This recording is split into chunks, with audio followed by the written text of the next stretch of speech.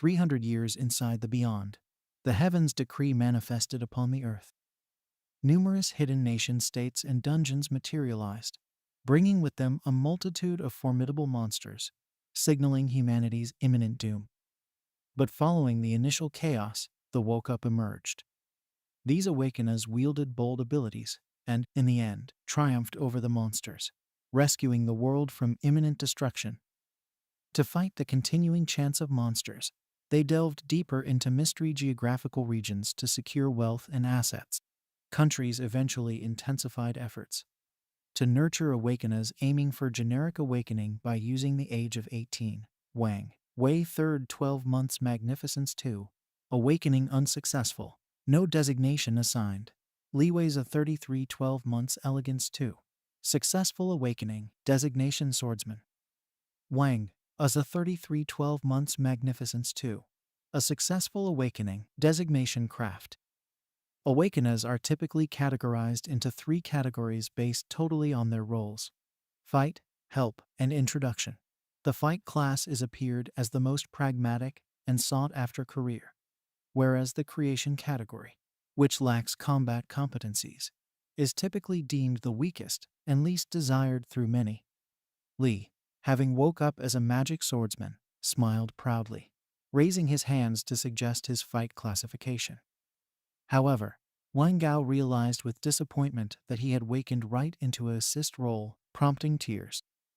In the meantime, an unknown 13 individual stood before a towering crystal, there again going through the target market.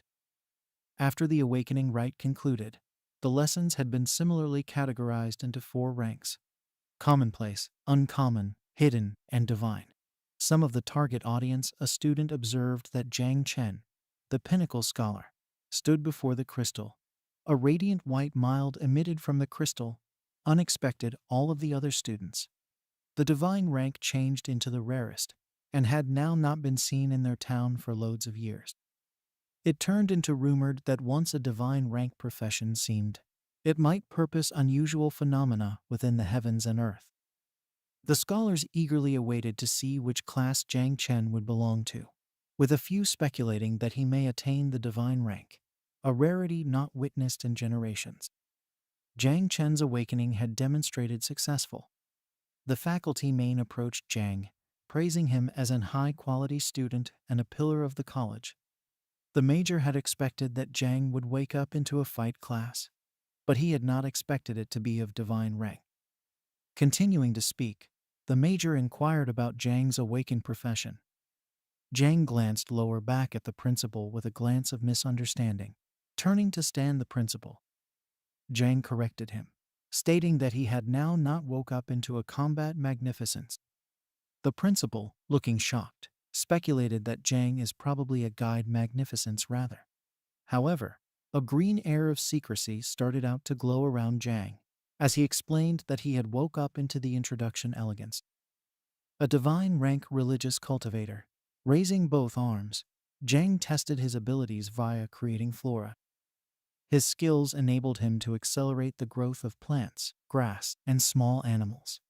The most important stood along with his mouth agape, stunned by means of Zhang's revelation of possessing divine power. He thought to himself that this became troublesome. Although it became a divine rank, the introduction elegance lacked combat talents and regarded useless in that regard. The unidentified guy standing beside the major reassured Zhang, advising him not to be discouraged. If Zhang could not combat, at least he could be safe.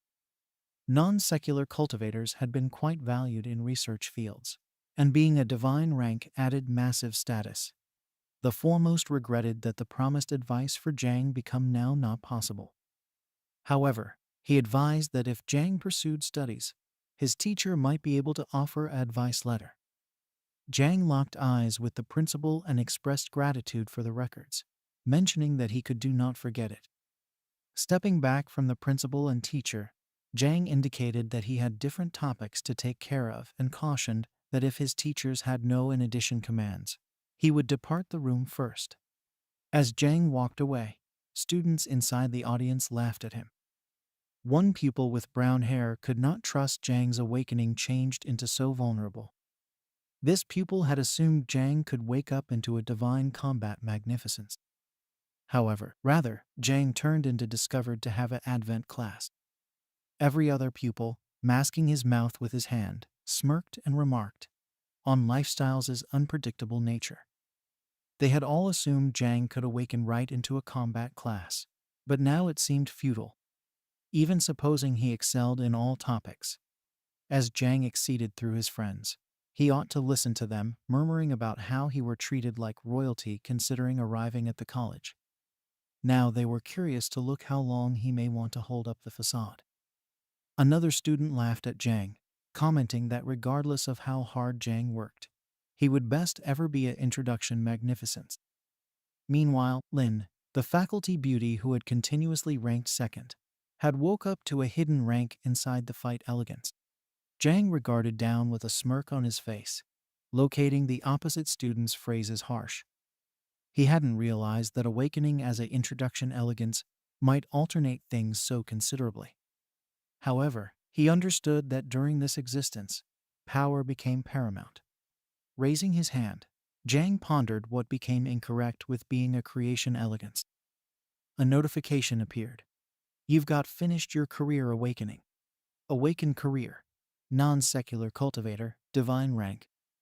The outlet situation of the Zerg natural disaster gadget has been met. The initial mom insect has been unlocked. Allow the gadget to summon mom bugs with a piercing red charisma. In his eyes, Jang concluded that this energy aligned perfectly along with his gadget. Jangan became reincarnated right into a world of awakeners following his dying after the quit of the Dark Era. Dungeons and monsters filled the world, establishing a new generation where electricity changed into revered above all else. Born as an orphan, Jang knew survival in this global required rigorous schooling and look at each day. Till he reached the age of 18, he believed he needed to rely solely on himself to make a dwelling. All at once, Jang wakened a device a month ago. A notification appeared indicating that when his awakening, Jang would be certain to the Zerg gadget and must entire the awakening as soon as possible. The machine could be fully accessible upon successful awakening. During the Dark Generation, the insect race had inflicted excessive harm upon mankind, proving to be an immensely effective adversary. Jang learned that during the last herbal catastrophe, 9 out of the 12 human kings had sacrificed themselves to seal the threat. On this global, electricity became paramount to Jang. Achieving electricity mattered more than the supply, although it meant embracing the Zerg machine. With a decided gaze, Jang activated the system immediately. He was transported to another realm, finding himself standing at the pinnacle water, defensive his eyes from the extreme radiance. With a finger to his forehead, Jang realized that he become in his sea of cognizance. To his marvel, he observed himself standing before an enormous tree glowing with white light. Further notifications appeared. Professional skills, all things evolve. Requires sacrifice, may be activated once every 10 days and used as soon as in line with target. Culmination of all things. By sacrificing, you may accumulate fruit growth progress and randomly acquire special end result. Boost up increase. Accelerates the increase rate of creatures currently improved by means of 10%. Mainly used for accelerating creature. Growth calm down of 8 hours after use. Jang absorbed this information, taking into account the newfound talents at his disposal inside his sea of cognizance. Rubbing his chin thoughtfully, Jang couldn't assist however smile at the system's proactive evaluation of his professional skills. Whilst those skills lacked direct combat skills, it seemed everyone could benefit his Zerg system in unique methods. Another notification seemed, indicating that system detection became complete. Jang became now able to start summoning mom bugs. Without hesitation, Jang initiated the summoning technique. An effective crimson air of secrecy materialized before him, and another notification accompanied. Summoning successful. Jang had summoned the natural catastrophe stage mom insect called 9 miasma wings. Jang located the manifestation of 9 miasma wings with a combination of curiosity and backbone. keen to discover the competencies of this summoned creature. Notification: Mother Insect, 9 miasma wings, Lord of Death from the Abyss. This creature once served as a natural disaster, triggering a catastrophic event that devastated the sector earlier than vanishing inside the 13 technology. The cutting-edge devouring cost of the mom insect is 0%, and mom insect intimacy is at 100%. Please complete the devouring method, breed offspring swarms, and release abilities as soon as viable. Facing the massive mom insect, Jang could not help but marvel at its size. The insect cited itself as Little Nine and expressed fondness for its grasp. Little Nine declared hunger and eagerness to consume. Thanks to Jang's talent, the contemporary increased charge were boosted by 10%. Jang advised that there was no want for sacrifices and proceeded with the improve. At once, it have become apparent that the mom insect had to feed to degree up. A challenging prospect. Jang realized a green tornado erupted in front of him, and he could not assist but be surprised via the powerful aura emanating from the insect. All at once, piercing pink eyes locked with Jang's gaze with a demonic charisma and intense stare. The giant insect transformed right into a human. Another notification sounded. Congratulations, 9 miasma wings have completed the lifestyle's transition and been upgraded. Gain new abilities, feed stocks 10 times the revel in with the host. Poison mist transforms into poison mist that corrodes the entirety. Sharing increases all host attributes by means of 20%. The now human Little Nine developed and embraced Jang, blushing. Jang realized that Little Nine had certainly developed right into a human form. The talent of the spiritual cultivator ought to boost up the devouring growth of the mom insect, and the experience gained from the mom insect's feed should hasten Jang's own upgrades. Moreover, increasing all attributes via 20% would beautify fight pros. Jang smiled, knowing that his career turned into a really perfect healthy for this machine, who needed a fight class now. With a grin, Jang rested his hand on 9 miasma's head. It seemed that by means of rapidly killing and devouring monsters, Jang may want to quickly amass an army of Zerg creatures. But a recent machine notification referred to something unsettling about the Zerg related to the Abyss and the catastrophic occasion of global destruction. The unfinished statistics indicated that this capability should be saved hidden at all fees. If determined, it can result in Jang's loss of life. In response, Jang decided to apply his identification as a creation profession and the abilities of 9 miasma wings as a cover, while he wolfed monsters to increase his power. However, hiding was no longer Jang's preferred method. He desired to end up sturdy enough to proudly show his skills to others. Pondering over those mind, Jang gazed at the tree, thinking of his direction ahead. Suddenly, the calm water underneath his toes started to churn aggressively. Little Nine leapt into the air, floating with a menacing glare as she sensed a nearby threat. Jang's eyes widened as a towering determine appeared earlier than him. The man addressed Jang, asking if the awakening phenomenon witnessed in the course of the city can be attributed to Jang. Beads of sweat shaped on Jang's face, as he regarded greatly surprised on the parent status before him.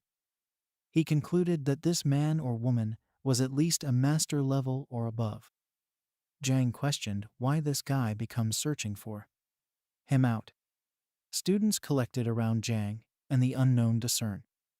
This unknown guy has such a sturdy charisma, it may be felt even from this a ways away. Extreme dialogue are tete among the scholars. Jang could not assist, but marvel the level of his mana is at. The scholars started to take a position that this man is here for Jang Chen. There is probably a few form of war. As chatter filled the air, Jang locked eyes with the person who he regarded him as uncle. This uncle has been continuously exerting pressure on him since earlier. He is exerting pressure, but remaining silent. Jang wondered whether the uncle was checking out him. As Jang stared lower back at the man, all of a sudden Little Nine, licking her finger, knowledgeable Jang the uncle in the front of them poses a threat to Jang. And Little Nine is pretty tempted to consume him. Jang, sensing the bloodthirst from Little Nine, thought this is not appropriate. A notification popped up. The mother insect senses that the target poses a risk to the host. The contemporary target can offer an excessive level of devouring cost. The mother insect is about to begin devouring the goal. All at once, a wave of pink aura enveloped the area because the nearby college students held their arms to protect their faces. Little Nine sensed the man as a hazard, and now it's about to provoke an aggressive assault. The students had been not able to face up to such a cold and ominous aura as they took a step again. With a sharp crimson air of secrecy emitting from Jang's left eye, he deduced that once the devouring cost is just too low, the mother insect will become even greater aggressive. Jang had to quickly find some monster for Little Nine to consume. The uncle smiled at Jang's strain. He came to the realization that this became the uncle's aim. He wanted to test Jang's energy together with his strain, but it accidentally induced the mother insect. However, happily, the system message said he had quickly suppressed the mother insect. The modern-day devouring fee of the mother insect is too low. Please begin the devouring and breeding of the mother insect as soon as feasible. Devouring values you to 10,000. Jang can nevertheless suppress the mom insect, he notion. Tonight time. In the end, the unknown man spoke, praising Jang for completing his awakening and is able to face up to his stress and even counterattack. The man persisted to mention that Jang is actually worth of a divine rank awakened and his destiny is limitless. The students around Jang had been amazed by using Jang's significant air of mystery, relieved that no one had observed his secret electricity. Jang inquired who he was. The man added himself as Ji Gang, the leader of the Night Watch. Ji Gang did not waste whatever and admiring Jang's power. He proposed if Jang would remember joining the Night Watch as he stretched his hand out to Jang. Amazed by means of Ji Gang's notion, Jang understood that the Night Watch business enterprise, particularly tasked by way of incredible Xia, to withstand demons and beast ties. Every time there is a beast tide or a brand new mystery realm or dungeon is generated, the Night Watch is the first to investigate or without delay put off them. Due to regular fighting on the front strains, the mortality charge of the Night Watch is pretty high, and most people keep away from it. However, it turned into exceptional for Jang. The mother insect wishes to continuously eat the flesh and blood of monsters to build up devouring cost and reproduce offspring. Jang presently in need of opportunities to stand huge monsters, and as soon as the devouring fee is full, the mother insect will begin to reproduce, and who knows how much commotion it'll motive. The desert is a superb vicinity for the breeding of the mother insect, so long as he joins the Night Watch. Whether it's devouring or breeding, the risks posed by way of them may be effortlessly treated.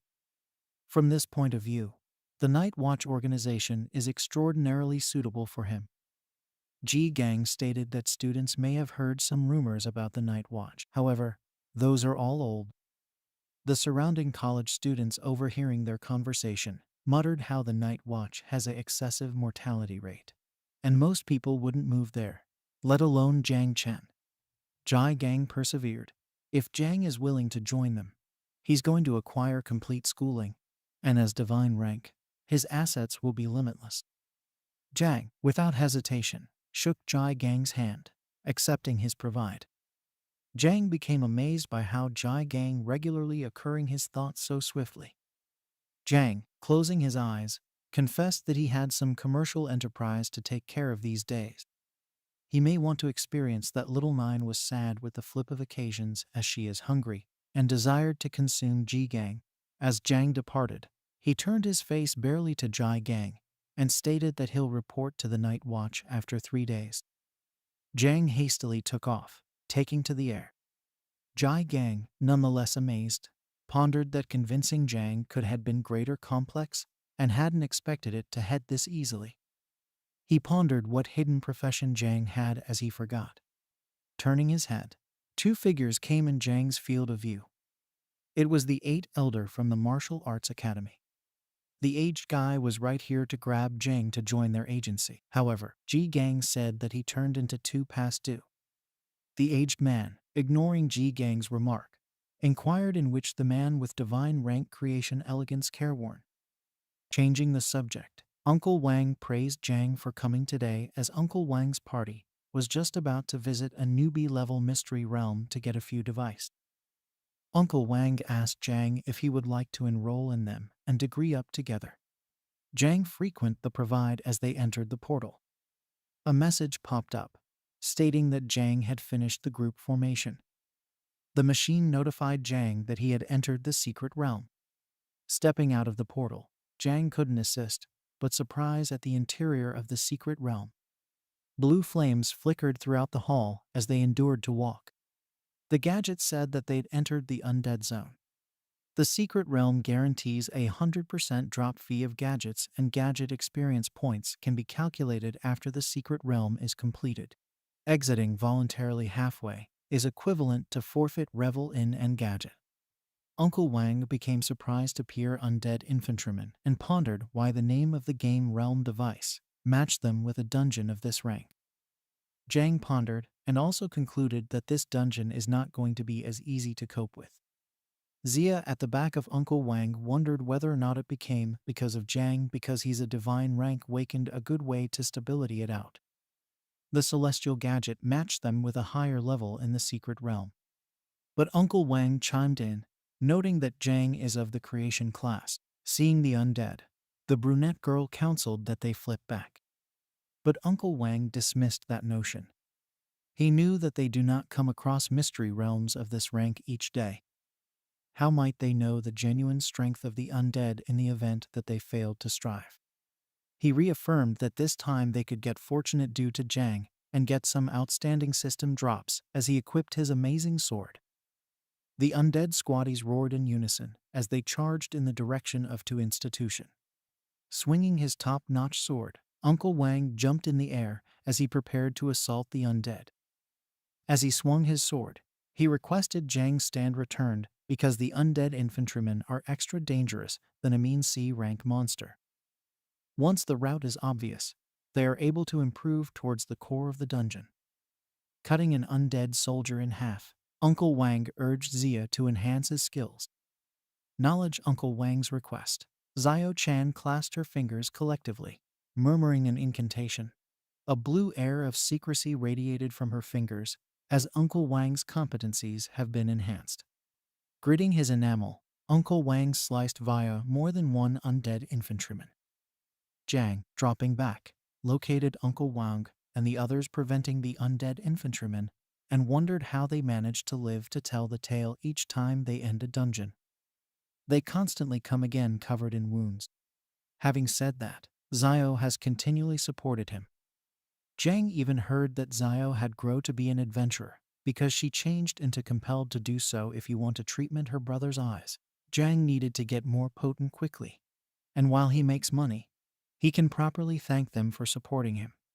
Little Nine, gazing the scenes, inquired why there are such a lot of monsters and blood here. She wanted to consume them. Searching at the undead corpses, Jang smiled, noting that Little Nine had already sensed it. Little Nine materialized behind him with a devilish grin. Sensing Little Nine's hunger, Jang desired to test a number of Little Nine's potential. Little Nine's first potential is Poison Barrier Level 1. The capability is Corrosion. Jang lifted his hand as black-purple mist materialized within the palm of his hand. He launched Little Nine as she jumped at the undead corpses. The monster corpses were corroded the instant they made contact. Little Nine's poison mist is so effective. However, the level of the monsters is simply too low, causing the increase fee to be gradual. It seems they need to consume more monsters. As Little Nine gobbled the corpses, Jang regarded back on the others. Uncle Wang and the other two are without a doubt partners who've been teaming up for years. In this type of brief time, they have already advanced to the depths of the dungeon. Because the poison mist is a place of effectability, and even though Jang cannot control it exactly yet, there might be unintentional accidents. Then Jang ought to simply follow behind and cope with these monster corpses. All at once, a mini version of Little Nine materialized on Jang's shoulder.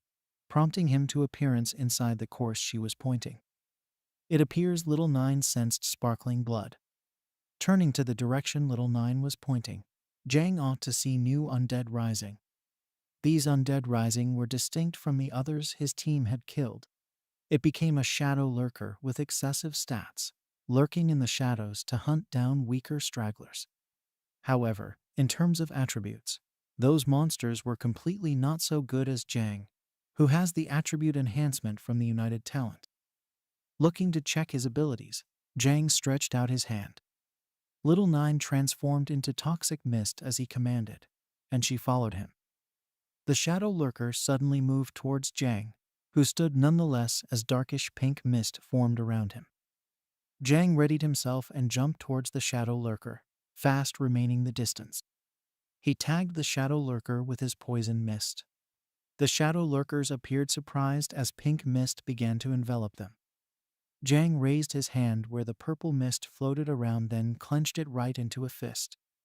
And then the shadow lurker had been right away gobbled by Little Nine. Numerous machine messages popped up, mentioning that Jang's stats have long passed up by using plus 50. Positive sufficient, those monsters are not any fit for him. And the devouring fee also will increase quicker in this manner. Little Nine sensed extra shadow lurkers appearing. There are simply so many monsters hidden on this dungeon. Jang unexpectedly felt concerned approximately Uncle Wang and the others. Smiling, Jang requested Little Nine to deal with the undead. Little Nine's shape started out to materialize with a pointy, menacing appearance. A couple of minutes later, Jang arrived at Uncle Wang's place, in conjunction with others. As he approached, he observed that Uncle Wang had become badly injured dealing with a set of monsters. Uncle Wang wielded his exceptional sword with both hands, his back pressed towards Xiao's back. Xiao extended her arms towards the monsters, poised to make use of her talents for protection against the impending attack. As the monsters closed in on Uncle Wang and Xia, shifting rapidly to assault, Uncle Wang's blood dripped onto his face. Regardless of the ache, he gritted his teeth and locked eyes with the advancing monsters. He explained to Xia that every encounter with the monsters seemed to grow more difficult, emphasizing the growing problem in defeating them. Realizing the dire situation, Uncle Wang acknowledged that they could not survive if they persisted at this pace. He turned to Xia and informed her to locate Jang and evacuate right away. Confused, Xia looked at him and asked for clarification. In that moment of distraction, an undead soldier seized the opportunity, unexpectedly advancing toward Uncle Wang with the intention to attack by surprise. Uncle Wang gripped the sword with one hand and glanced aside, sensing the presence of the undead soldier. Confused by the unfolding events, he swiftly redirected his attention towards the monster. As he noticed the sword hastily approaching his head, he clenched his teeth tightly, realizing the gravity of the situation. In that critical moment, Jang emerged and rapidly intervened. He extended his hand in the direction of the monster and employed Little Nine's toxic mist capability. The mist enveloped the undead soldier, gradually corroding its frame and causing it to fall apart. As Uncle Wang witnessed this sudden turn of events, he was both surprised and confused, observing the soldier's frame vanish before his eyes. Uncle Wang felt a sense of bewilderment as he pondered what was unfolding. All at once, Jang's voice broke through the chaos, asking if Uncle Wang and the others were all right. Startled, Uncle Wang turned his head and saw Jang drawing near. His expression tightened as he remained silent. Jang extended his hand to the side and deployed Little Nine's toxic mist, infecting the undead soldiers and eradicating them one at a time as he neared Uncle Wang and the group. As the undead soldiers gradually dissolved from the effects of the toxic mist, Uncle Wang shifted his attention toward Jang. Holding his sword with one hand, Uncle Wang fixed his gaze on Jang and inquired how a creation class awakened person like him could accomplish such feats. Jang halted before Uncle Wang, exuding a powerful aura. He turned towards him with a smile and explained that he possessed a hidden ability known as toxic mist. With a relaxed demeanor, Jang mentioned this and then extended his hand to release Little Nine's toxic mist once again. Concerned for Uncle Wang's injury, Jang informed Xiao to help him in quickly transporting Uncle Wang to the portal of the secret realm. Zhang assured them that he intended to stay behind to provide cover for their escape. His assertion left everyone speechless. Uncle Wang's expression shifted to one of wonder as he gazed at Zhang, expressing concern over the danger. Despite Zhang's divine class abilities, Xiao, also shocked, advised Zhang to join them instead of staying behind to confront the undead soldiers. As they conversed, the brunette lady brought her hand to her mouth and fell silent, her expression reflecting uncertainty. Zhang turned away from them, his body radiating a powerful aura. He glanced back slightly and reassured Uncle Wang not to worry, confident that he could handle the situation. With that, Zhang turned away from Uncle Wang and the others, his energy intensifying as he advanced toward the monsters. At that moment, a notification from the system informed everyone that the boss of the secret realm was being summoned, triggered by the number of people meeting the requirements at the final stage. As Uncle Wang watched Zhang move away towards the monsters, preparing to intervene, Xiao interjected before he could voice his concern. She turned toward Uncle Wang and reminded him that Zhang was not reckless, urging him to trust Zhang. After careful consideration, Uncle Wang chose to trust Zhang. He tossed the sword to Zhang, instructing him to remember to return it later. Zhang caught the sword and reassured Uncle Wang, promising to return it without fail. The sword in question was the beginner conqueror's sword, boasting 25 speed points, 30 strength points, and a 2% attack speed bonus. Additionally, it featured an already active passive capability. Zhang examined the sword intently, his gaze fixed on the monsters with determination. With Uncle Wang's sword in hand, Zhang saw an opportunity to enhance the attack range of the toxic mist ability. This improvement filled him with optimism and resolution. Zhang activated the toxic mist ability, causing it to slowly emerge at the blade of his sword. The undead soldiers surged forward, aiming to attack Zhang. However, with great speed, Zhang swiftly evaded their moves. Using Uncle Wang's sword, Zhang expertly sliced through the monsters, infecting them with a toxic mist as he dispatched them into pieces. The monsters posed no challenge to Zhang, who was renowned as the top swordsman in the entire school. As Zhang focused on battling the undead soldiers, a much stronger monster suddenly gained momentum, charging toward him at high speed. This formidable monster unsheathed its sword and carefully closed in on Zhang, poised to launch a surprise attack. Initially unaware of the upcoming assault, Zhang hastily turned his head to see the monster charging towards him at great speed. With quick reflexes, Zhang gathered momentum and performed a powerful leap, evading the monster's strike. The force of the monster's attack was so immense that it shattered the ground into pieces where Zhang had stood moments before. Witnessing Zhang dodge its initial assault, the monster glared at him with a murderous gaze, tightening its grip on the sword. As Zhang was airborne, the monster launched another attack. Luckily, Zhang was able to block the attack just in time with Uncle Wang's sword. But due to the overwhelming power of the monster's strike, the sword lent to Zhang by Uncle Wang shattered into halves, causing Zhang to be thrown backward from the impact. Rapidly, Zhang planted his feet on the ground, halting his momentum. He glanced to the side and was surprised to see that Uncle Wang's sword had shattered. The boss's strength surpassed Zhang's expectations. More concerned about the broken sword than the formidable boss, Zhang fretted over how to explain the situation to Uncle Wang. The boss of the secret realm was known as the Undead King, an impressive opponent at level 15. With sword in hand, the Undead King fixed a murderous gaze on Zhang.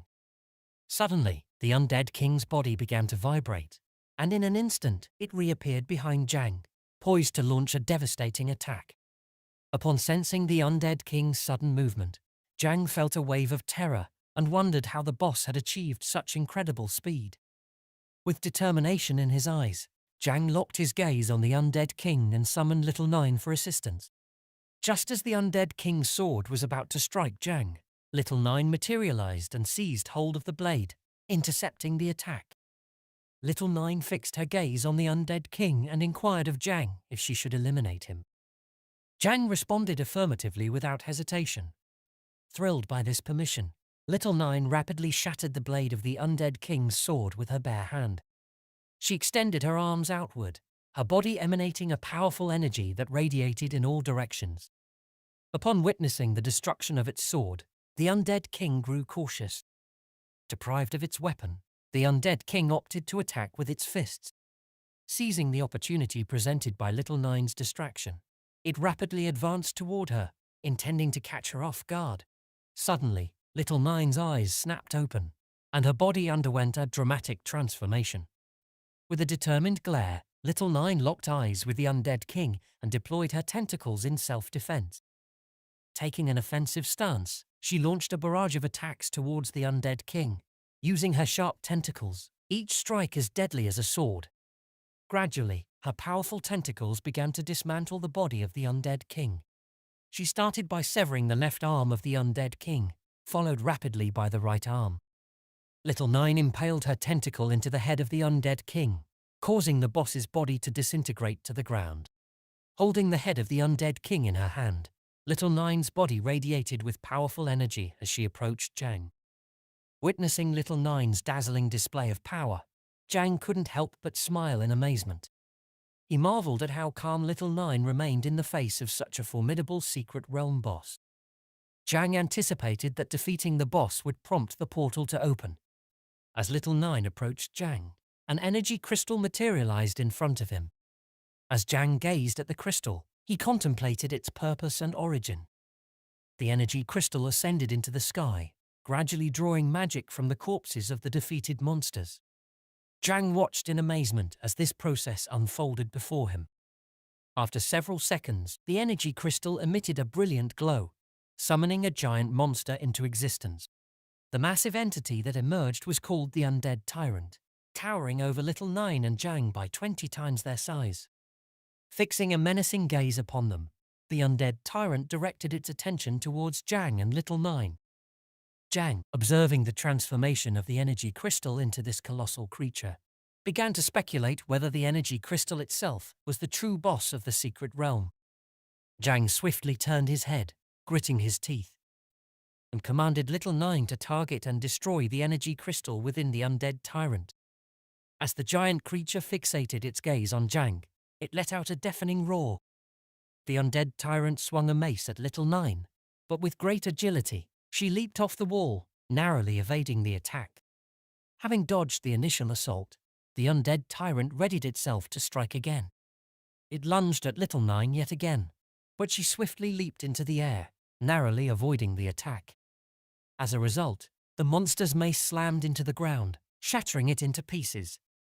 At the same time as Little Nine remained airborne, with a fierce expression, Little Nine constant her intense gaze at the Undead Tyrant and extended. While Little Nine remained airborne, with a fierce expression, she fixed her intense gaze on the Undead Tyrant and extended her fingers, sending sharp tentacles rapidly towards it.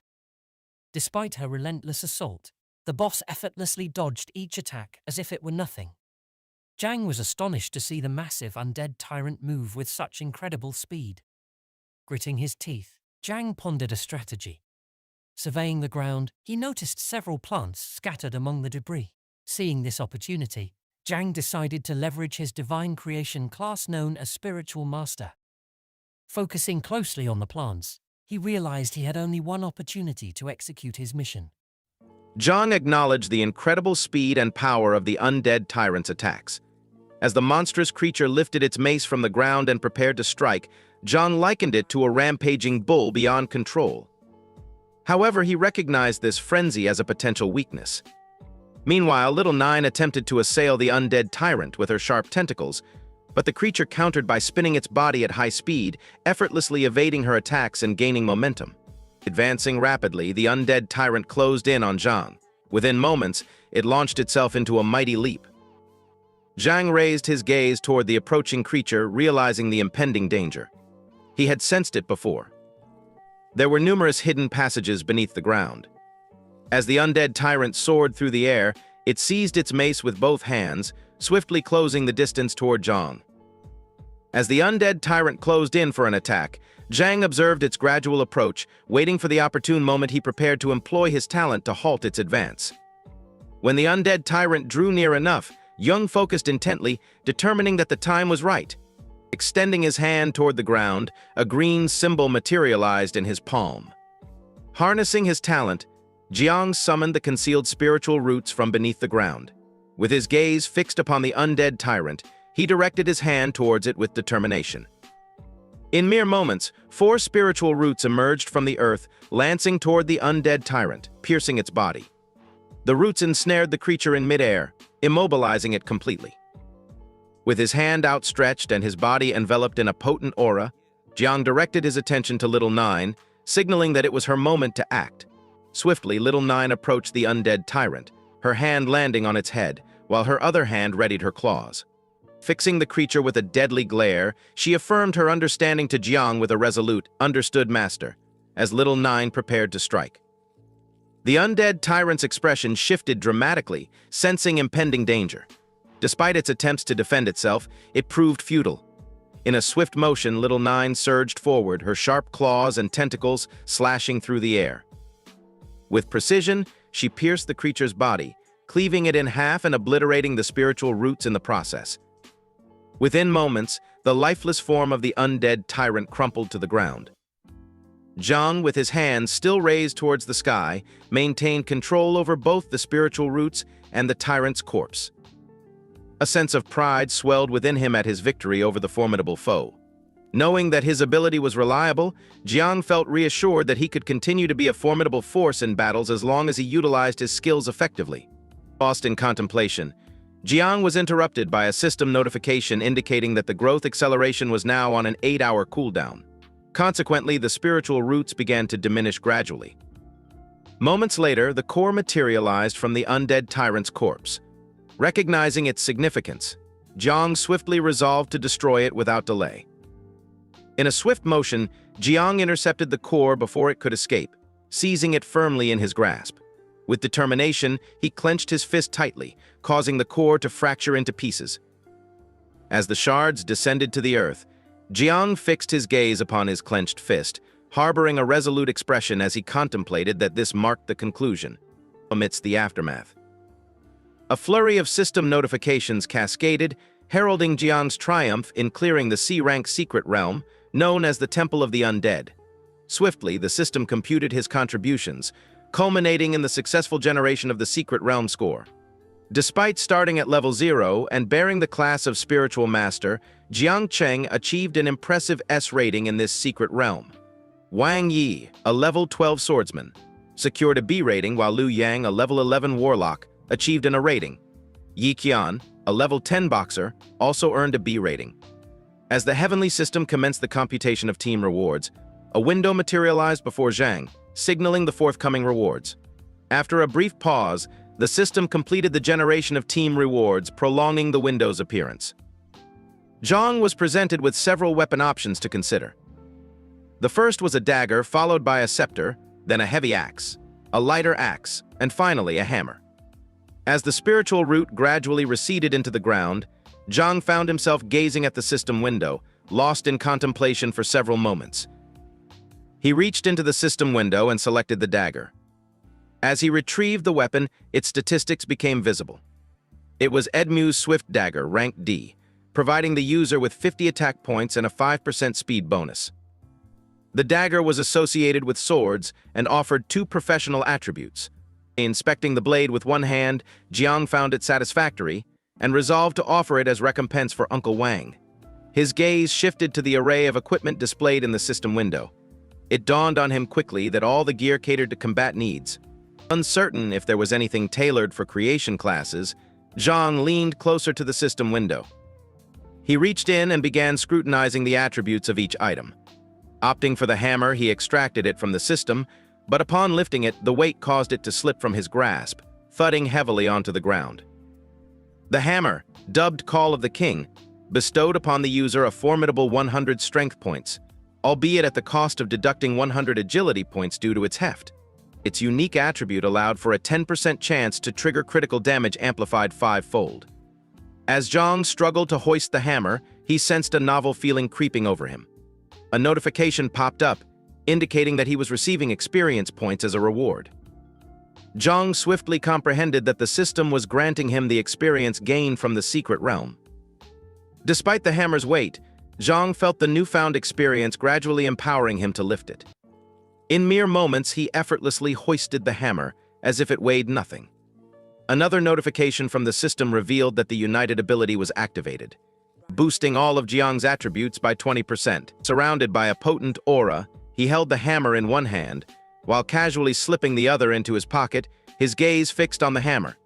Benefiting from the passive ability of the insect mother, he had ascended to level 6, enhancing the potency of the United effect. With each level gained, he noticed a marked improvement in his physical combat prowess.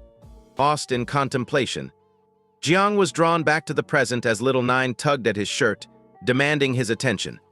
Jiang's reverie was interrupted by Little Nine's voice. She gestured towards the system window, inquiring if she could consume all the rewards. Setting the hammer down, Jiang met her gaze, contemplating her request for a moment. Turning towards her, Jiang explained that the equipment wasn't edible for Little Nine. It was meant for Uncle Wang and the others to trade for money. He warned her that eating it would give her a stomachache. Little Nine, upon hearing this, dropped one hand behind her back and touched her lips with the other, her expression shifting to one of sadness as she looked at Jiang. Turning her body towards the undead tyrant's corpse, Little Nine inquired if she could consume it. Jiang realized he had overlooked the value of devouring the remains of the boss. Surrounded by a potent aura, he nodded and granted Little Nine permission to devour it. Recognizing that it rightfully belonged to her, Little Nine wasted no time in approaching the colossal corpse of the undead tyrant. Observing its immense size, Jiang couldn't help but wonder if the boss was perhaps too large. Considering its bulk, he speculated that it might take Little Nine quite some time to corrode it using her poisonous mist. Little Nine stretched her arms wide, closed her eyes, and informed Jiang that she was about to feast. Instantly, her body began to tremble, reverting to her natural state within moments. Once transformed, she fixed the undead tyrant's corpse with an intense, predatory stare, her mouth opening as she moved closer to it. Despite the colossal size of the undead tyrant's corpse, it appeared minuscule compared to the mother insect's natural form. Jiang watched in awe as she reverted to her original state to consume the corpse, a sight that filled him with dread. With her mouth agape, she charged toward the boss remains, emitting a series of ferocious roars as she approached. As Little Nine devoured the corpse, a powerful gust of wind swept through the area. Jiang seized the opportunity to retrieve all the equipment from the system window. With one hand clutching the hammer, he shielded his face from the wind generated by Little Nine's roaring. Although the noise was deafening, they were fortunate to be within the confines of the secret realm. Had this occurred in the bustling main city, their actions would have undoubtedly attracted unwanted attention, regardless of their efforts to conceal themselves. Upon finishing the feast, a system notification emerged, awarding Jiang with 400 devouring points. As he shielded his face with his arm, Jiang noticed that the devouring value was escalating at a rapid pace. As anticipated, the boss's meat indeed held unique value. Jiang understood that consuming more boss-type monsters was imperative to boost the devouring value further. Lost in contemplation, he was suddenly alerted by approaching footsteps. Swiveling around, he gritted his teeth upon realizing that Uncle Wang and the others were drawing near, likely drawn by the commotion caused by Little Nine. With the devouring value standing at 876 points, Jiang approached Little Nine and urged her to revert to her other form swiftly. Little Nine's smile faded slightly as she complied with his request, a hint of regret in her expression. Jiang felt a pang of disappointment knowing that the devouring value was tantalizingly close to being maxed out. Within moments, Uncle Wang and the others reached their location. As Uncle Wang noticed the equipment scattered on the ground, he understood that Jiang had successfully completed the level. Jiang clarified to Uncle Wang the situation with his broken sword, presenting him with the dagger as compensation. Uncle Wang accepted the dagger readily, acknowledging its rarity. He assured Jiang that he wouldn't hold him responsible for the damage to his equipment. Approaching Jiang, Uncle Wang revealed that the necklace was another valuable item, worth a considerable sum if sold. Yi Qian, intrigued, inquired how Jiang had managed to defeat the boss single-handedly. Jiang scratched his head sheepishly and explained that his poison appeared to have a particularly potent effect on formidable monsters like the boss. With a solemn expression, Jiang directed his gaze downwards. The secret realm had been thoroughly conquered, but once a secret realm was cleared, it wouldn't reset. Acquiring the devouring value from another boss would be crucial to kick-starting the insect swarm breeding. If Jiang aimed to encounter a new boss, His only option was to venture into the desert. Observing Jiang, Uncle Wang expressed regret that Jiang was destined for the research department. Despite not even reaching level 1, he had already vanquished a boss monster, suggesting significant potential for strength once he leveled up. After sharing his thoughts, Uncle Wang inquired about Jiang's future plans. Turning towards Uncle Wang, Jiang smiled and revealed that he hadn't mentioned it earlier to avoid causing worry. In truth, he had decided to join the Night's Watch. Surprised, Uncle Wang sought confirmation. Questioning Jiang's sincerity in his decision, Jiang nodded, affirming his intention to join the Night's Watch. Jiang disclosed his plan to depart for the Night's Watch in 3 days' time. Before his departure, he aimed to boost his level, intending to venture into the wilderness for further leveling. Uncle Wang's astonishment was evident, while Yi Qian reacted with disbelief, her hand covering her mouth at the thought of Jiang embarking on such a perilous endeavor. As Lu Yang extended her hand towards him, her expression grave with concern, Jiang interrupted her, his fist clenched tightly. In response, Little Nine's poisonous mist began to emanate from the palm of his hand, a silent testament to his determination. Assuring Lu Yang not to worry about him, Jiang expressed confidence in his abilities and urged them to focus their concerns on the looming threat of the monsters. Later that day, Jiang boarded the train, arriving at the city's outskirts a few hours later. Prompted by the conductor, those bound for the wilderness disembarked the train. Stepping off the train, Jiang wrapped himself in a cloak to blend into the crowd, keen on avoiding undue attention. Pausing to survey his surroundings, his gaze fixed on a bustling bridge teeming with awakeners. Since awakening the system, Jiang found his appetite strangely heightened. What astonished him even more was that despite its instability, his devouring value exhibited a slight uptick with each meal. As Jiang nibbled on a loaf of bread, his devouring value incremented by 2 points. Little Nine materialized beside him, grimacing at the bread as she commented on its lack of flavor. Determined to find her something more palatable, Jiang resolved to seek out a suitable meal for Little Nine. With a gesture, he conjured a map and unfolded it before Little Nine. The generosity of Uncle Wang surprised him. Not only had he provided the map, but also a crucial storage ring and additional guidance upon learning of Jiang's journey to the desert. These provisions proved invaluable to Jiang. He ventured forth across the bridge, mindful of Uncle Wang's counsel. In the wilderness, the influence of the Heavenly Way rendered electronic devices useless, akin to an apocalyptic landscape where monsters roamed freely, migrating to their nests without restraint. The maps provided had a fleeting utility. Devoid of updated intelligence, locating monster clusters, let alone bosses, posed a formidable challenge. Creatures like firebirds and thunder rhinoceroses, conspicuous in their movements, were among the most prevalent. Areas marked with question marks were to be steered clear of, deemed perilous nests with elevated risk levels. Uncle Wang had advised Zong that the Goblin Dungeon would be the most fitting choice. Low-leveled, abundant in monsters, and less crowded. As Jiang scrutinized the map, he tightened his fist, sporting a smile, resolved to embark on the journey. However, amidst his contemplations, a voice abruptly interrupted, commanding him to halt. Jiang tensed up, swiveling around to face the source of the voice. A cloaked figure stood before him, hand resting firmly on Jiang's shoulder. Eyes fixated with intensity, he questioned why Jiang had ignored his calls, expressing a desire to inquire about something important. The cloaked man inquired if Jiang had spotted a girl with golden hair nearby. Jiang's gaze sharpened, and he denied seeing anyone fitting that description, cautioning the man to mind his words. Simultaneously, Little Nine's poisonous mist began to emit from Zhang's shoulder, adhering to the man's hand.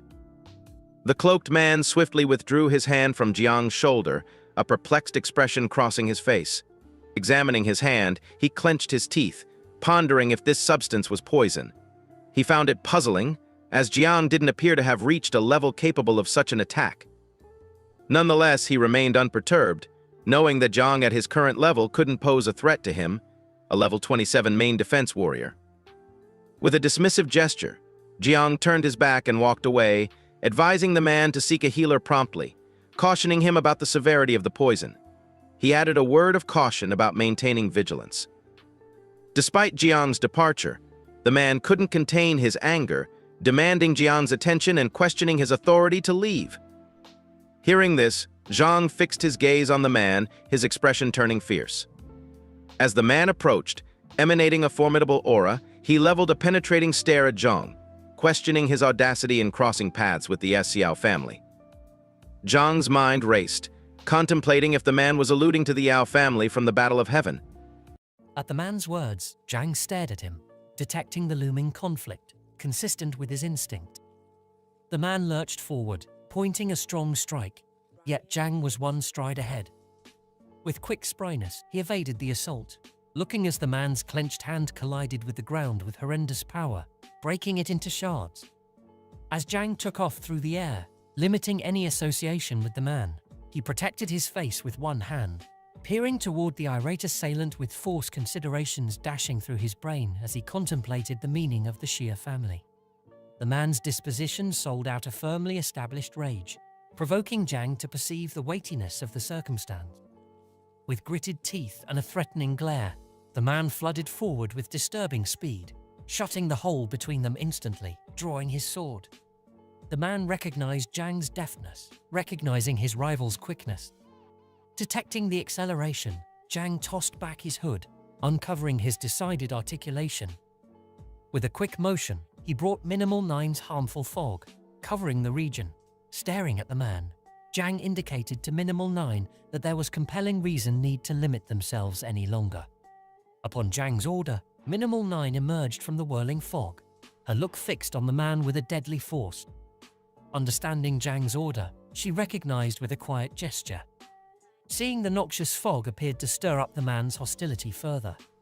He howled at Zhang, addressing whether he really accepted he could threaten him again with a similar strategy. Before Zhang could institute his reprisal, a novice mediated, tending to the man as Yung Tai and stressing the requirement for watchfulness. At the voice, Yung Tai's disposition moved unexpectedly. He gritted his teeth, gradually going to confront the newbie, an obvious feeling of dread washing over him. Zhang watched peacefully, inquisitive about the unfurling circumstance. A figure with blue hair rose up out of behind Yung Tai, hung in a hood, plainly irate. He fixed Yung Tai with a threatening glare, requesting to know why he was available as opposed to looking for somebody as taught. Yung Tai noticeably shuddered, his trepidation obvious as he battled to offer a clarification. Before Yung Tai could express a word, the man cut him off, twirling around with a contemptuous look. He marked Yung Tai as useless, faulting him for little more than inconvenience. The words struck Tai like a blow, rendering him considerably more panicked. Before he could respond, the man delivered a strong punch underneath his jawline, leaving Yung Tai faltering from the effect. Yung Tai lurched back, blood streaming from his nose. The man, an individual from the Xia family, radiated an imposing emanation. He fixed his look on Yung Tai, his appearance deadly, as he emphasized that Zhang Tai was something like a simple lap canine of the Xia family, disgraceful of summoning its name. Yung Tai quickly dropped to his knees, bowing before the man and asking for pardoning. He vowed not to repeat his slip-up and guaranteed that there would be no further disturbances. In the meantime, Zhang tactfully unfolded his hood and noticed the scene without distinguishing the man's presence. It immediately unfolded on Zhang that this individual represented a more greater danger than the prior champion. As Zhang Tai rose to his feet, the man moved toward Zhang with a contrite tone, crediting his friend's way of behaving to his forceful propensities. He offered pay for the difficulty caused. Zhang assured him there was no requirement for concern, declining any proposal of compensation. After hearing the man's request, Zhang was met cheerfully as the man ventured nearer, his disposition oozing a powerful energy as he stared at Zhang, proposing a joint excursion to the desert. Zhang, keeping up with his silence, returned the man's look for a few minutes, considering his proposition. Walking out on them, Zhang bit by bit separated himself, declining the man's greeting, expressing his inclination for isolation on his process. Noticing Zhang's takeoff peacefully, the man found him charming, mindful of Zhang's enlivening as an otherworldly expert, a heavenly class of creation. As Zhang separated himself, Yung Tai rose to his feet and asked about proceeding with his hunt. The man's look moved towards Yung Tai, and with a steady stare, he dismissed the thought, noticing that the opportunity had likely passed at this point. Having translated the hints, The man reasoned that the young lady they looked for had escaped the city and probably expected to navigate the desert toward the closest station. He removed his hood, uncovering his face, and taught Young Tai not to let her arrive at the inn alive, requesting him to mobilize all scattered workers. The man left, leaving Young Tai to gesture an affirmation and conform to the order. With a gesture and a quiet affirmation, Young Tai acknowledged the mandate. The spread of mankind across the planet had birthed various urban communities. At this point, with the stirred period came the interruption of monsters, secret domains, and prisons, requiring the constant variation and fortress of human settlements against these strong powers. In the ongoing time, just those stirred people, driven by the quest for influence, wandered back to these districts to fight beasts, climb in levels, and gather wealth. These locales are currently normally alluded to as the wildlands. As Zhang crossed the territory, he experienced a multitude of rodents. Following a few hours, he arrived at a barren and frail segment of the city. As he ventured, Zhang detected a developing bewilderment. Regardless of his expected objective being the troll monster's home, he ended up meandering for a really long time without appearance. Dusk had dropped at this point. He stayed a long way from his objective. Minimal 9, sensing her craving, got a rodent and roosted atop Clatterhead. However, she before long found it was an unacceptable feast. Minimal 9 perceived that not all prey was satisfactory, understanding her insightful taste. As they navigated, Zhang saw a conspicuous difference. While he had experienced various considerable beasts before, the area currently appeared devoid of them. Such animals yielded irrelevant devouring focuses. There's no time to waste, and Zhang realized he was unable to stand to give in case it imperiled his enlistment in the night watch. As Zhang pushed forward, his center strengthened, lost in examination. Unexpectedly, the sky obscured, and downpour poured down. Amidst this storm, an enormous bug sneaking nearby got a quick look at Zhang, plummeting with purposeful gradualness. It fixed a dangerous look upon him. Zhang extended his hand to the side, inclination the raindrops patter against his skin. Perceiving the mysterious substance inside the downpour, he comprehended that he had coincidentally found a region overflowing with monster lays. Regardless of the initial slip-up in finding the home, he was unable to contain his fulfillment at the revelation. Now, all that remained was to quickly find the beast and fill the devouring measure.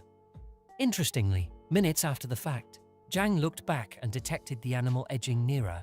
Their eyes locked, and a serious quiet fell between them. Loosening up for a few seconds, Minimal 9 emerged, her look fixed on the coming beast. She asked of Zhang whether he wanted for her help. Zhang lifted his head somewhat, zeroing in on the animal. He answered that mediation wasn't required, as the beast's level appeared low, its size just marginally bigger than the others they had experienced. Jumping all over the chance, the beast landed and prepared its sharp extremities for an attack. With a threatening glare, it lurched at Zhang with its piercing appendages, yet Zhang deftly dodged the hits with agile jumps. Then, at that point, exploiting the open, he assembled his solidarity and jumped with extraordinary power. Instantly, Zhang ended up atop the beast, his clenched hand firmly gripped as he readied to strike. The animal, noticing Zhang, shuddered out of uncontrollable dread, trepidation, its psyche dashing with disarray. With a strong blow, Zhang struck the beast, sending its body colliding with the ground, life doused, and the floor broke into pieces. As Zhang considered, Minimal 9 arose, her hand laying on her temple as she conveyed insight about additional beast's appearance. Frightened by her voice, Jung broke, liberated from his wry, projecting a look to the side, his surprise obvious. The resonating effect of his assault had attracted the consideration of other sneaking beasts. The area remaining atop the beast's dormant body, Zhang saw the infringing monster bugs. Responding quickly, he brought the knife he obtained in the mysterious domain, utilizing the harmful fog with assurance in his eyes. He went to Minimal 9 and proclaimed that it was the ideal opportunity for a banquet. Their looks turned deadly as they locked onto the oncoming monster bugs. Zhang checked in with Minimal 9, who confirmed her preparation. Decisively enacting Minimal 9's harmful fog, Zhang quickly charged forward, knife close by. Suddenly of movement, he struck at the bugs, cutting through their bodies and tainting them with a dangerous fog. With each fight, their levels flooded quickly, proceeding to connect with beasts along their process. Back guaranteed no less than 2 additional level headways in simple minutes. The animals fell, either capitulating to mortal injuries or the destructive impacts of the harmful fog. In a moment, the beasts lay dead, forming a hill of cadavers. Zhang drew closer and requested that Little Nine consume the remaining parts of these animals. She enthusiastically consented, broadening her arms wide. Unexpectedly, she stopped, her attention attracted to something moving toward, a presence huge, powerful, and promisingly fulfilling. At Minimal Nine's disclosure, Zhang quickly turned his look in a similar course, noticing her elevated energy. It occurred to him that the oncoming substance should be the supervisor. Facing the heading of the looming danger, he expanded. His hand, his demeanor solidifying with assurance. With a signal, he directed Minimal Nine to attack, her intention reflected in his own determination. As the manager moved closer, its outline rose up out of the fog. Minimal Nine, unfazed, launched her attack. Not long after, struggled cries pierced the air. Zhang, hearing a particularly female voice from the animal, turned his attention towards it, his demeanor a blend of shock and disarray. Minimal Nine's misconception became clear as the coming figure uncovered herself to be a lady, not the expected manager. Zhang's assault unintentionally made her dress tear, and she slumped to the ground, oblivious.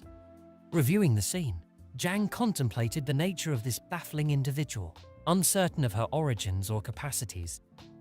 After a couple of seconds, the lady stirred, her eyelids fluttering open, looking up at the sky. A surprised demeanor caught her face as she pondered her surroundings and the situation transpiring. With a steadying hand, she propelled herself upright, the other naturally finding her head as she bit by bit sorted out the situation. Scrutinizing the new surroundings, she reviewed not showing up at this place, her hand still laying on her head as she tried to figure it all out. Zhang gravitated towards settling next to her, his elbows kneeling down as he shut his eyes, a gentle grin gracing his lips as he asked if she was conscious. At the sound of Zhang's voice, she snapped to attention, contemplating his character. Acting quickly, she rose to her feet and immediately reduced most, if not all, connection with him, assuming a cautious stance. Staring at Zhang, she demanded to know his identity and encouraged him not to draw any nearer. Ascending to his feet, he turned towards her and, in a measured tone, consoled her that she need not dread, explaining that he was just a profession transitioner who had wandered into the desert to battle beasts. He further assured her that his intentions were not to cause harm. After looking into it further, she remembered Zhang's personality, setting a hand over her heart. She motioned towards Zhang with the other, fixing him with a piercing look as she blamed him for being the assailant from an earlier experience. Zhang's disposition shifted to one of disquiet after hearing this. He shut his eyes briefly, then with a rueful grin, offered his apologies, conceding that he had confused her with a beast in the past. Surprised by Zhang's attractiveness, she experienced a warmth spread across her cheeks. Turning towards him, she addressed how anyone could contrast exquisite young ladies such as herself with beasts, finding his supposition pretentious. Frenzy flooded inside her, inciting her to madly check her features, ensuring her nose and ears were flawless. Zhang stayed quiet, watching her intently. Reviewing the power he had applied during the assault, he marveled at her resilience as she seemed strong, as though the incident hadn't happened. Considering her character and how she had gotten through his attack, he wound up increasingly charmed. After a few seconds, consoled by her absence of wounds, she progressively quieted down. She extended her hand aside, and the brilliant ring enhancing her finger shined, emanating a lively, efficient power energy. This ring, similar to a watch, enlightened, showing the ongoing time. Noticing the hour, she perceived that she had waited excessively long. With a quick decision, she got some distance from Zhang, energetically determined to leave before anyone could capture her. As she gradually separated herself, Zhang maintained his silence, his look fixed upon her, pondering the reasons for her retreat and the character of those chasing after her. The lady edged further away, but unexpectedly stopped in her tracks, with a hand pressed against her mouth. She anxiously began to gnaw at her nails. It didn't take Zhang long to detect the disquiet emanating from the lady. Moving closer, he noticed her jumpy disposition and asked if everything was okay. As Tara's grasp tightened, she unobtrusively looked back, eyes shut, offering a stressed grin. She explained that there were beasts up ahead, and lacking ability in battle, she opted to step back yet again and leave Zhang to face them. Within minutes, her apprehension dissipated, and she turned away from him, offering a goodbye wave. "That's all there is to it," she proclaimed, making plans to leave. Seeing her unexpected flight, Zhang's face shifted decisively with a confused demeanor. He watched her go, pondering on the clear misuse of her acting talents. As the rain fell, the lady left. Zhang meandered the area, pondering what was happening. The possibility of encountering beasts ahead pleased him. It aligned with his goals, as these specific beasts posed no challenge for him. However, despite the opportunity to procure devouring points, he recognized an approaching problem. Zhang's demeanor turned serious as he cocked his head, mulling over the challenge of confronting other work transformers. The desert had for quite some time been an untamed space, drawing in people participated in acts of violence and robbery. Questions crawled into his psyche in regards to the wisdom of protecting the lady he had encountered before, considering the risks implied. As Zhang submerged himself in examination, Minimal 9 arose, pointing ahead with a serious demeanor. She made him aware of the oncoming swarm of beasts. Instead of feeling dread or pondering retreat, Zhang's face illuminated with charm. Turning slightly towards Minimal 9, he communicated his satisfaction after finding out about the large number of beasts ahead. His euphoria was brief. Turning his head to the side, he was met with a sight that sent shock coursing through him. Many giant insects arose before him, looking like the ones he had recently vanquished. Among them lingered a monstrous specimen, its look trickling with malevolence as it focused on him. As strong energy wrapped Zhang's body, he surveyed the bugs and understood the weightiness of the situation. Engaging a few of them individually wouldn't pose a challenge. However, the sheer number now converging upon him rendered a face-to-face showdown unthinkable. As the giant bugs crawled nearer, he kept a steady, focused look at them, recognizing the lady's prior advance warning with growing conviction. Despite being encircled by beasts, Zhang experienced a positive feeling. He found comfort in fighting these animals over engaging with other work transformers. As the giant bugs grew progressively upset, their dangerous intent driving them forward with flurry, Zhang couldn't suppress his fulfillment with the looming opportunity to acquire devouring value. He welcomed their quick development without a second thought. Zhang drew his two blades, his body transmitting an extraordinary and smothering energy as he locked his look onto the oncoming beasts. Instructing Minimal 9 to release the harmful fog, she quickly followed with a firm gesture. Decisively, the fog started to leak from the sharp edges gripped in his grasp. In a moment, the giant bugs surrounded him, jaws expanding wide in anticipation of an attack. Regardless of the surrounding noxious fog around Zhang's structure, he remained unmoving for a few pulses. As one of the titanic eight-legged creature thrusted towards him, Zhang's movements blurred with extraordinary speed. Utilizing the blades and Minimal 9's poisonous fog, he flooded forward, slicing through the bug's body in a solitary quick movement, contaminating it with the venomous murkiness in the process. Midair, Zhang cast a wild glare back at the beasts, his demeanor deadly as he pondered their newfound speed, a confounding improvement. His attention immediately redirected, another monster bug seizing the opportunity, tearing towards him with disturbing speed. As the monster bug crawled nearer, its look loaded up with malevolence, ready for an attack, Zhang quickly detected its presence. Immediately, he looked back, seeing its attempt to launch a surprise assault, evoking a sprinkle of shock from him.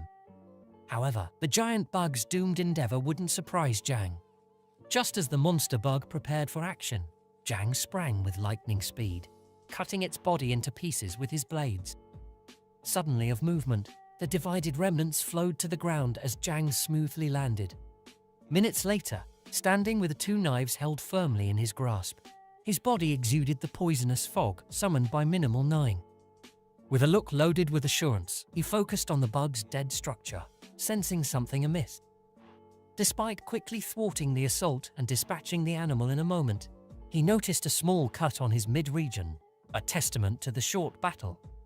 As the smaller insects flooded forward with accelerating speed, Zhang quickly grasped the realization that these beasts were coordinating their efforts, a disturbing disclosure. Upon closer inspection, Zhang saw a bug that stood apart distinctly from the others, with 6 eyes and a vastly bigger size. He quickly concluded it as the supervisor among them. This realization provoked him to consider whether this telling figure was orchestrating the actions of the others. In a split second, a multitude of bugs emerged, surrounding Zhang as Minimal Nine's poisonous fog exuded from his body. Zhang fixed his look upon the manager bug. As opposed to escaping, he remained rooted in place. It unfolded on Zhang that the thousands of beasts occupying the region shared a unified strategy, both in their sheer numbers and their tactics. This realization shed light on why this particular region remained untouched by others. With a determined expression, Zhang fixed his look on the supervisor, examining that the way to overcoming the multitude of smaller beasts lay in vanquishing their chief. However, as he assessed the vast number of animals surrounding him, he recognized the considerable challenge ahead. Lost in his viewpoints, Zhang was startled as Minimal Nine rose up out of the poisonous fog, putting her hand on his shoulder to draw his attention. Arising steadily, her demeanor grave, Minimal Nine guided her look solidly at the manager insect. With a serious demeanor, she conveyed to Zhang her perception of the situation, revealing that the beasts were attempting to usurp their lord. Zhang's confusion expanded at this disclosure.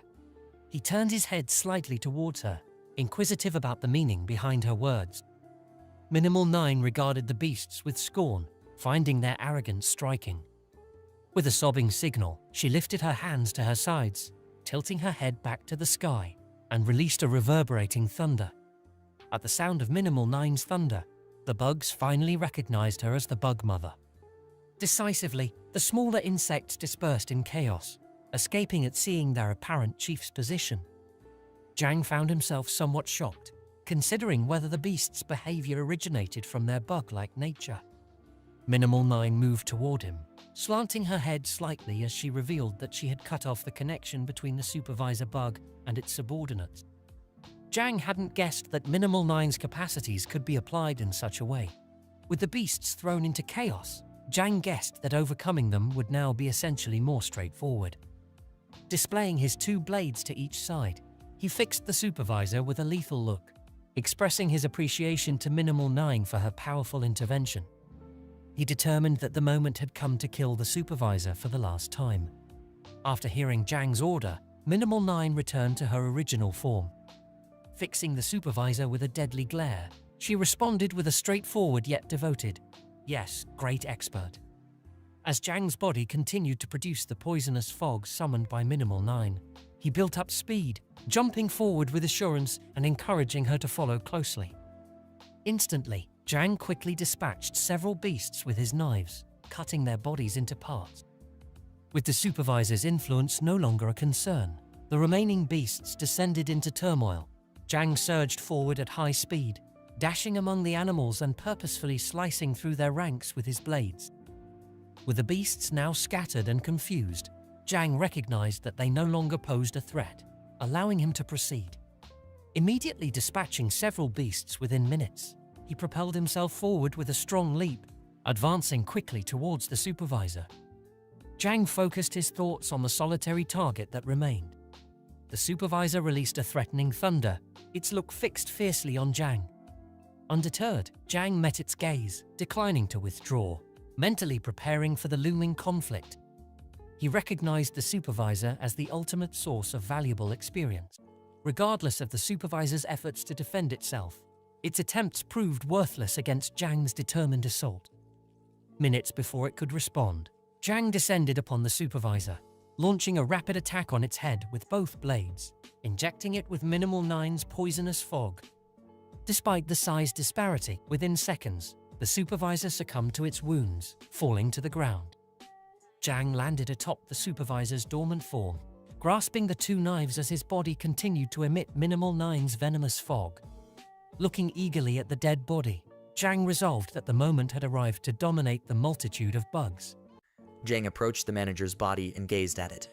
He was unable to accept he had, at last, won. All of a sudden, a framework window sprung up to compliment him for stepping up. Now he was at level 14, with a power rating of 127 stars. His uninvolved capacities and level-up impacts were as yet dynamic. Jang grasped his clenched fist, which started to gleam. Peering down at it with a grin, he thought about how his solidarity continued to develop as his level expanded. With 127 stars, his battle power was practically equivalent to that of a level 25 expert in the battle class. He started to turn his head back, imagining that now he simply had to gobble up the beast carcasses to acquire eating up points. Perceiving how strong Jang was and sensing the force of the mother bug, the little insects began to escape. These savvy beasts realized they got no opportunity of overcoming Jang. He turned his head and saw the little insects escaping. Realizing there could have been now no threat, it quickly became clear that the bugs understood the situation and were getting away.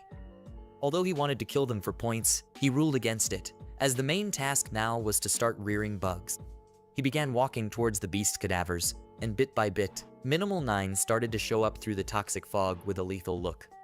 Jang gazed at the supervisor's body, gripped his clenched fist tightly, lifted his other hand towards the sky, and told Minimal 9 that it was now hers. When she heard this, she thanked him and changed back to her regular form. She opened her mouth, jumped, and pushed toward the manager's carcass. She started eating it up, and a framework window appeared, giving him 600 gobbling up points. As Minimal 9 partook in her feast, Jang went to the side with a serious look, imagining that elite beasts like this supervisor were different because they offered a high eating up benefit.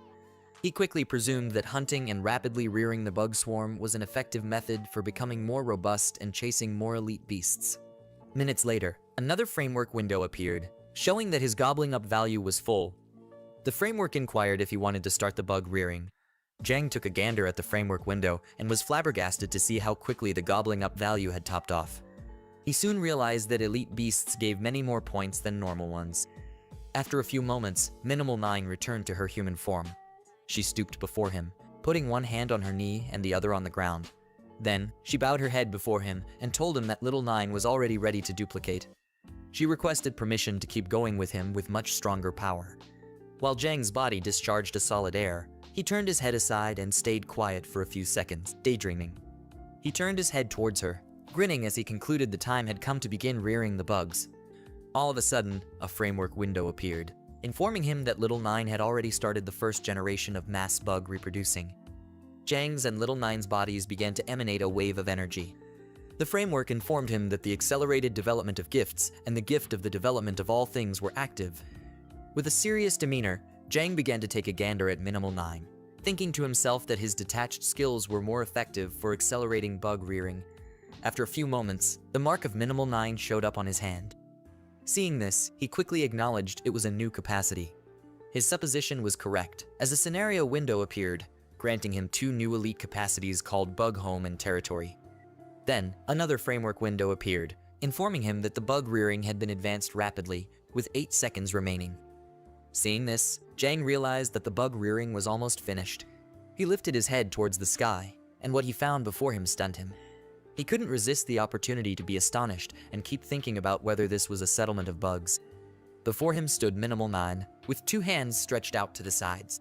Reproducing itself in a moment, a great many bugs appeared and began zooming around them. The framework praised Jang for effectively finishing the rearing of the primary multitude of bugs. According to the framework, there were a total of 2,300 bugs. Jung turned his head aside, noticing the bugs happily, as he felt that the quantity was genuinely noteworthy. He could hardly imagine that the primary rearing pattern of the bugs had produced over 2,000 offspring, and this was only the original. He considered what might occur in the 3rd or 4th generation. One of the bugs moved toward Jang. Sensing its presence, he turned towards it and began to stroke its head. He had an affection for these bugs. Anyway, their capacities differed from Little 9's. He saw that the bugs had also gained a few new skills. The bug status window appeared, named Child of 9, Wings of Miasma, flaunting 4 capacities. The first was Toxic Fog, enabling it to erode and eat up all that it contacted. The second capacity was Disguise, enabling it to blend in by mirroring its wings. The third capacity, Furor, ceaselessly consumed the gobbling up value, briefly supporting strength and speed. The fourth and last capacity was called Implosion. This capacity enabled it to explode its body, releasing toxins and causing massive damage in the process. Jang found the cover and implosion skills very useful. While out to lunch, Minimal 9 moved toward him from behind and embraced him. Closing her eyes, she grinned, catching his attention. Hearing her voice, Jang woke up from his daze, turning his head slightly towards her with a grin. Feeling calm, he moved his body towards her gently, stroking her head, and thought with a smile that she seemed to have changed, yet not much. Minimal 9 closed her eyes, put her hands on her chest, and, with a blissful grin, informed him that she had finished the process of rearing the bugs. Then, she took Jang's arm with 2 hands and expressed her desire to rest. Hearing this, he asked her what she meant by resting. At that point, her body began to vanish. Jang turned his head slightly towards his hand, feeling somewhat confused as he wondered where she had gone. At that moment, a framework window appeared, informing him that Little 9 had returned to the bug home. Jang saw his hand, couldn't resist the opportunity to smile, and felt relieved. The framework space was extraordinary. It could accommodate multitudes of bugs. Now the number of multitudes didn't matter. They could all hide inside the framework, so Jang would no longer fear being found by anyone. The bug home was a new capacity he had obtained, granted at maximum level, meaning it couldn't be stepped up. Jang activated Minimal 9's mark, saw his hand, and saw that she was calmly sleeping. He recognized that after recreating, bugs needed to rest. Jang recalled his recently acquired capacity called Domain and decided to test it to see how it worked. He stretched out his hand aside and activated the skill. In a flash, his body emitted a strong and choking energy, and his eyes began to sparkle. When Jang activated the capacity, the bugs close by turned their heads towards him, fixing him with a deadly look. Jang responded with a lethal look. Understanding how the capacity worked, he extended his hand towards the sky, and it began to absorb the bugs. This new capacity enabled Jang to control the multitude of bugs. He turned his head towards his hand and realized that using this skill was as simple as moving an arc. With his eyes sparkling, Jang ahead searched in surprise. Through this capacity, he could also tap into the feelings of the bugs. Now, Jang could see the world as bugs did. Looking around, he saw the place teeming with beasts, hidden and ready to follow their prey.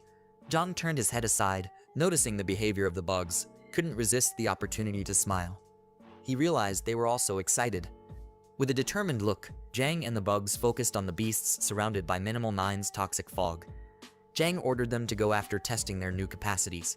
Hearing his command, numerous bugs destroyed a nearby building into pieces, getting the attention of the multitude of beasts in the space. Their arrangement worked, drawing the attention of the multitude of beasts nearby. They turned their heads towards the source and slowly started approaching to investigate. Jang decided not to wait any longer and pursued the beasts surrounded by Minimal 9's noxious fog. He advanced towards the beasts, who soon realized what was about to happen. They attempted to escape, but it was already too late. Just as they prepared to escape, the toxic fog quickly surrounded them. Within seconds, the fog wrapped the beasts, gradually consuming their bodies and causing massive pain. After a short time, all the affected beasts succumbed to the poison and collapsed to the ground. With the beasts now expired, the toxic fog began to consume their bodies slowly. Jang approached the cadavers and examined them closely. With the multitude of bugs, he scarcely needed to take action himself. The range of the toxic fog had extended significantly, gobbling up its targets more quickly and widely. Also, he now had shared vision through the capacity called Domain. Normal beasts could no longer hide from the multitude of bugs. Jang turned his head to the side, noticing Little 9's toxic fog slowly consuming the beast cadavers. A grin formed on his face as he realized that soon he would be able to raise more bugs. He recalled that he hadn't checked how much gobbling up value was needed for the next bug rearing. With this in mind, he opened the framework window. After seeing what had appeared on the framework interface, Jang was stunned and began to contemplate what was happening and what it meant. Simultaneously, a man showed up at a neglected stockroom close to where Jang was. He illuminated his chief that he had returned. Seeing him back, the pioneer inquired as to why he had taken such a long time and requested him to quickly cover what was occurring in the bug's home. The man, hooded and with green hair, was visibly frightened. He informed his chief that the bug's home had been destroyed by someone strange and unknown. The obliteration was complete to the point that not a single beast was left alive. His superior, a tall man with meshes, couldn't believe what he was hearing. He gazed in dismay, trying to fathom the extent of the situation. He turned his head towards his subordinate and, with an astonished look, asked if this was some sort of joke. He could hardly imagine that someone had completely demolished the bug's home. Another man standing nearby moved toward them, and after hearing this, was stunned. The man with green hair stepped closer and, with a serious demeanor, confirmed that it was true. adding that the city of beasts was in ruins. After hearing this, their chief put his hand on his chin and gazed at the ground, unable to believe the home had been burnt up. It was too terrifying to grasp at first. He contemplated whether the Night Watch could be responsible, but quickly dismissed the thought, knowing it wasn't their style. He presumed that the party in question must be a secretive operation coordinated by a surreptitious family or an impressive attack group. Concluding that retreat was the most prudent strategy, he couldn't help but feel frustrated. They had been tasked with the significant mission of gathering toxin from a wolf bug. With their mission failed, he set out to recover their losses on the journey back by preying on unsuspecting victims. The man adjacent to him, after hearing this plan, turned towards him, his temple wrinkling with sweat and panic. As they spoke, the door of the unwanted distribution center squeaked open. Surprised by the sound, the triplet quickly turned their heads, and the man with green hair revealed to the others that they had an unexpected visitor. After hearing this, curiosity swirled within them, considering the identity of this newcomer. A man approached the door, placing his hand on it, and as it squeaked open, he revealed that he had stumbled upon individual experts. Charmed, the pioneer asked about his identity. The newbie introduced himself as Jang. Stepping into the stockroom with measured steps, he moved toward them, extending his hand in a token of peace, assuring them not to worry as his only purpose in coming was to enhance their abilities. He also mentioned that he had brought food to trade. After hearing this, their chief felt a wave of relief, knowing that Jang had arrived unaccompanied. Turning towards him, he stared at Jang and, with a grin, consented to the trade, noting that food in the desert came at a high price. After his comment, he asked about what Jang wished to trade. The demeanor of the man next to him shifted drastically. He assumed an aggressive stance, fixing a harsh look on Jang. Undeterred, Jang approached the pioneer and met his gaze, reassuring him with a smile not to be concerned, mentioning he had valuable items for trade. At this, the man's demeanor underwent another intense change. He cast his gaze upon Jang, a smile pulling at his lips as curiosity piqued within him regarding what Jang planned to trade. The pioneer directed Jang to reveal his offerings. Right then and there, the two men surrounded Jang, drawing their blades with smiles on their faces. Jang simply turned his head slightly towards them, unable to suppress his own smile. From the beginning, he had doubts about their reliability. Without hesitation, he activated the ring, extending his hand toward them. In an instant, numerous insects emerged from the ring, their piercing look fixed upon the men. Jang turned away from them, his voice touched with irony as he asked about the nature of his product. After encountering the insects, the men hurriedly returned their swords to their sheaths, taking several steps back while remaining fully on guard. Their looks focused on the insects, beads of sweat forming on their temples as fear gripped them. They recognized the creatures as wolf insects, prompting them to question whether these arachnids had somehow survived the annihilation of the bug's home. Pondering this, they speculated whether Jang had been the one to eliminate the insects. Jang's current level stood at 17. He subtly moved his gaze towards them, fixing them with an intense stare. With a grin, he assured them he was well aware of their suspicions. Following his explanation, Jang settled onto a nearby rock, tilting his head slightly towards them as he calmly revealed his growing resentment, urging them to arm themselves and leave quickly. He made his dissatisfaction known. After hearing his words, the three men quickly gathered their possessions, turned away from Jang, and fled, expressing apologies for the disturbance and affirming their swift departure. Several minutes had passed since the men had fled the distribution center. Jang extended his hand to the side, releasing Little Nin's poisonous fog, instructing the bugs to emerge. Jang remained seated on the rock, one arm casually resting on his knee.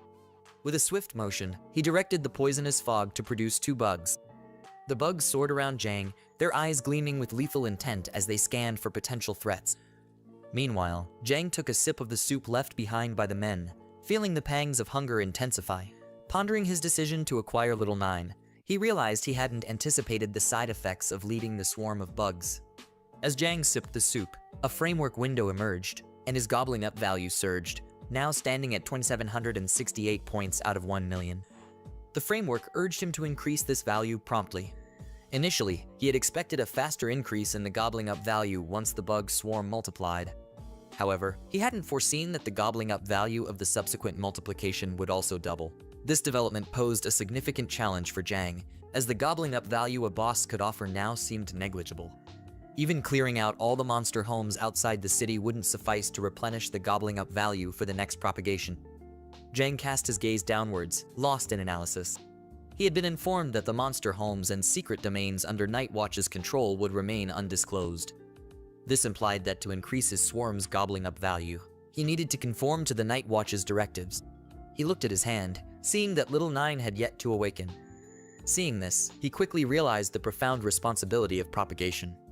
Unexpectedly, he sensed another's presence. His demeanor shifted abruptly as he turned his head sharply, questioning the intruder's purpose. Rising to his feet, he clenched his fist tightly, tilting his head slightly and assuming a defensive stance. The scent of conflict filled the space, accompanied by the sound of many people in pursuit. Confused by the situation and the reason behind the girl's pursuit, Jang remained uncertain of what was unfolding. Moments later, a girl concealed by an invisibility spell stumbled into the warehouse, colliding with Jang before falling to the ground.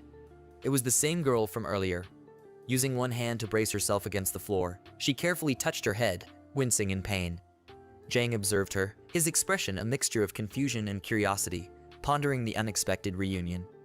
Meanwhile, as the girl lay on the ground, she placed one hand on the floor for support, the other resting on her chest.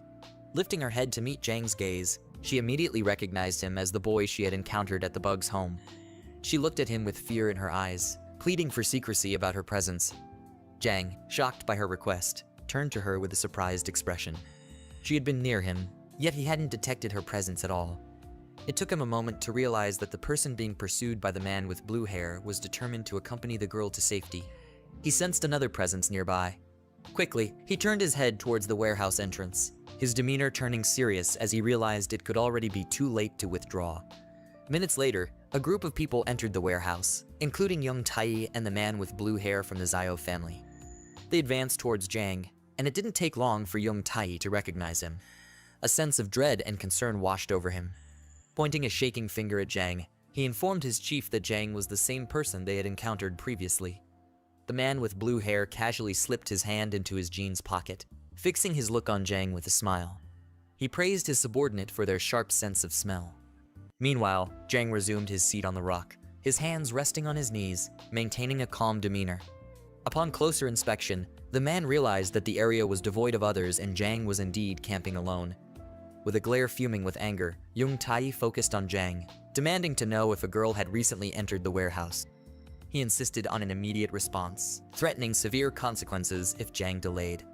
Sensing the tension, the man with blue hair intervened, placing his hand in front of Young Tai and, with a smile, asked him to hold off for a moment.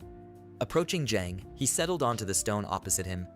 Aware that Jang belonged to the Deep Expert class, he noted how quickly Jang had advanced in levels.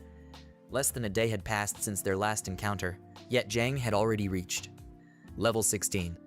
The man's curiosity in Jang grew with each passing moment. Deciding to postpone the discussion for now, he declared that he had pressing matters to attend to. As Jang maintained his calm while seated on the stone, the man laid an arm on his knee, drew his blade, and pointed it at Jang's neck with a harsh expression. Curious if Jang had seen a girl with black hair nearby, he awaited a response as his subordinates approached and stood behind him in silence. Jang remained composed, meeting the man's gaze. Jang quickly assessed the aura surrounding him, concluding that his level exceeded 30. Realizing the man's ability to accurately recognize his class and level, Jang hypothesized that he likely had specific detection equipment.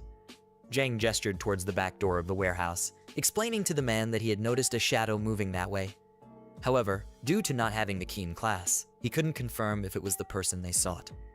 After hearing Jang's explanation, the man rose to his feet warily, choosing to trust him. He also warned Jang to be more forthcoming in the future. Jang, somewhat surprised by the advice, stood up as well. Facing away from Jang, the man tilted his head slightly to glance back at him. With a threatening glare, he warned Jang that if he found any assistance given to the girl, the Zio family would not ignore it. After hearing this, Young Tai turned his head slightly towards Jang, unable to suppress a smile. A few seconds later, the man and his subordinates began to withdraw from the warehouse. Jang moved his body to face them, observing their steady retreat as they faded from view. He recalled that the Zio family held the most power in Genu. Fixing his look on the man with blue hair, he pondered the extensive history of the clans in the city, all of which held positions as feudal lords. These clans were shrouded in mystery and rarely intervened in mundane matters unless faced with significant catastrophe. Some of their most powerful members were said to have abilities capable of altering the very fabric of the sky and the earth. This man had greater power than Jang had anticipated, a realization that unsettled him. Being remembered by a person of such influence wasn't advantageous. After a few moments, Jang looked towards the warehouse exit and saw that the men had left. Recognizing that lingering in this spot was unwise, he decided to leave as well. Rising from her hiding spot, the girl approached Jang, placing her hands on her hips as she expressed gratitude for his rescue. Jang rose to his feet, facing her without saying a word. Suddenly, seizing her arm, Jang's action startled the girl, who grew anxious about his intentions. Jang stepped closer, fixing her with an intense gaze and accusing her of nearly misleading him again, just as she had done before. Having helped her again, Jang inquired about her predicament with those individuals. With Jang in such proximity, she couldn't help but blush, meeting his gaze as she revealed her family's enormous debt. She continued to explain that the man intended to seize the goods they were transporting and kill them all, but he hadn't expected her escape. Fearing the possibility of the news leaking out, he had pursued her for this very reason. After clarifying her situation, she questioned Jang about his intentions to silence her. After hearing her words, Jang released her hand, turned away, and started to walk in the opposite direction. Observing his departure, she placed a hand over her chest, feeling a mix of emotions. Extending her hand towards him, she offered her eternal gratitude for his help and promised to repay his kindness in the future. As he withdrew from her, he closed his eyes, fists clenched tightly, and firmly expressed his reluctance to become entangled in her issues. Suddenly, pausing, Jang's eyes snapped open as a sense of unease washed over him. The girl too sensed the shift, and her expression turned fearful. With apprehension, she informed him that a barrier spell had been cast around the warehouse. All of a sudden, a voice from outside the warehouse instructed their subordinates to emerge. Jang turned his gaze towards the warehouse entrance, realizing that escape was now impossible. Aware that even if the girl denied knowing him, they would no longer believe her, he activated his bug insight ability. As he moved around the area, he quickly observed that they were completely surrounded. With a determined expression, Jang fixed his gaze on the warehouse entrance, ready to confront any foe.